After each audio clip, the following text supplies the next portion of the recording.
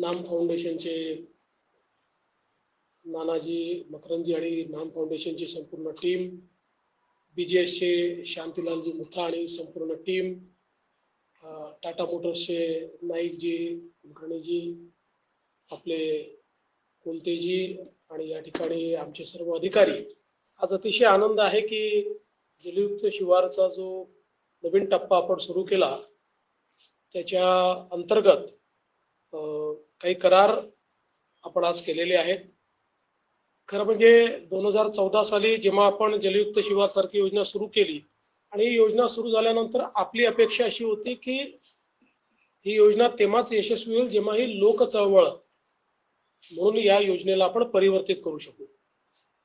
आणि नाम फाउंडेशन असेल किंवा भारतीय जन संघटना असेल यासारख्या संघटनांनी या योजनेला लोक चळवळीचं स्वरूप दिलं.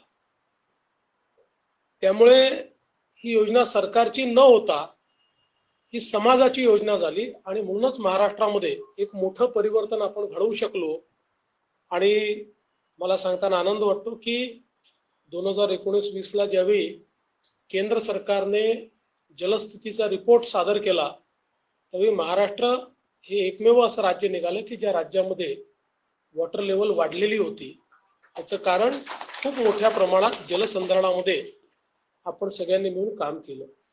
विशेषतः नाम फाउंडेशन आणि बीजीएसचं याकरता मी धन्यवाद मानतो की नाम फाउंडेशनच्या माध्यमातून लोकांना प्रवृत्त करणं, लोकांना सोबत घेणं, शेतकऱ्यांमधली गावकऱ्यांमधली निराशा दूर करणं हे एक महत्वाचं काम नाम फाउंडेशनने केलं. आणि एकदा जर हे केलं तर पुढचं काम हे ऑटो पायलट मोडवर होतं. कारण लोकांमध्ये उत्साह आणला की बघ नवीन संकल्पना ते स्वतः राबवतात. आणि म्हणून इतक्या ताकदीनं नाम फाउंडेशन पाण्याचंही काम करू शकलं आणि पाण्यासोबत वेगवेगळी जी कामं एक प्रकारे ग्रामीण जीवनामध्ये सामान्य माणसाचं जीवन बदलणारी ही त्या ठिकाणी नाम फाउंडेशनने केली.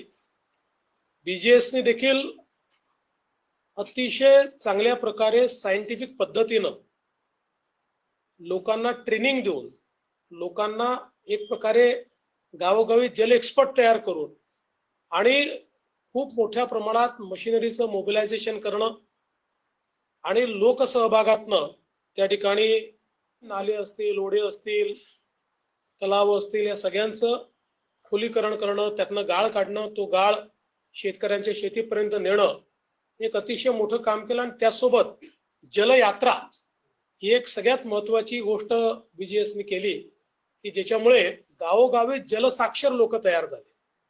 आज महाराष्ट्रामध्ये मला असं वाटतं इतर कुठल्याही राज्यापेक्षा गावोगावी लोकांना पाण्याचं सायन्स माहिती आहे.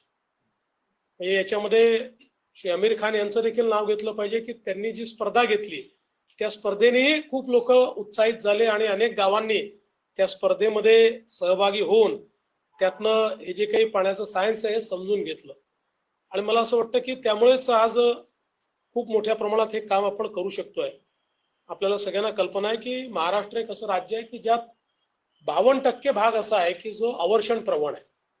त्यामुळे महाराष्ट्रातला अर्धा महाराष्ट्र असा आहे की ज्याला निसर्गाने खूप दिलेला आहे आणि अर्ध्या महाराष्ट्राला सांगितलेलं आहे की ज्यांना दिलाय त्यांच्यातनं जे मिळेल ते घ्या आणि खुश राहा. त्यामुळे त्या अर्ध्या महाराष्ट्राकरता आपल्याला सगळ्यांना हे काम करण्याची आवश्यकता आहे.